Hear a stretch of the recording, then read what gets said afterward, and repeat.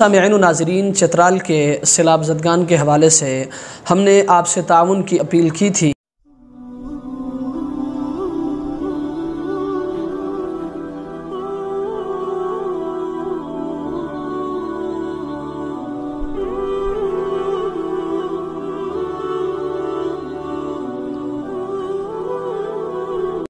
تو الحمدللہ بہت سارے ساتھیوں نے اس کار خیر میں ہمارے ساتھ حصہ لیا، لیکن چونکہ جو ٹارگٹ ہم نے رکھا تھا وہ ٹارگٹ ہمارا پورا نہیں ہوا۔ بہرحال منگل کے دن ہماری روانگی ہے، لیکن محترم سامعین و ناظرین، میں آپ سے ایک گزارش ضرور کروں گا کہ جس علاقے میں ہم جانا چاہتے ہیں، آپ اندازہ لگائیں کہ کتنے دن ہو گئے ان کے متاثر ہوئے، اب تک ان کو خیمہ تک نہیں ملا ہے۔ اس وقت تک وہ لوگ کھلے آسمان تلے رہنے پر وہ مجبور ہیں، انتہائی پریشانی کے عالم میں ہیں، اور اشیاء خوردونوش کی وہاں قلت پیدا ہو گئی ہے۔ ان کی تیار فصل وہ تباہ ہو چکی ہے، لوگ بہت پریشان ہیں۔ اس لیے میں اپنے تمام سامعین و ناظرین سے میں گزارش کروں گا کہ جتنے ساتھیوں نے اب تک ہمارے ساتھ اس کار خیر میں حصہ نہیں لیا ہے، وہ بھی ہمارے ساتھ اس کار خیر میں شریک ہو جائے۔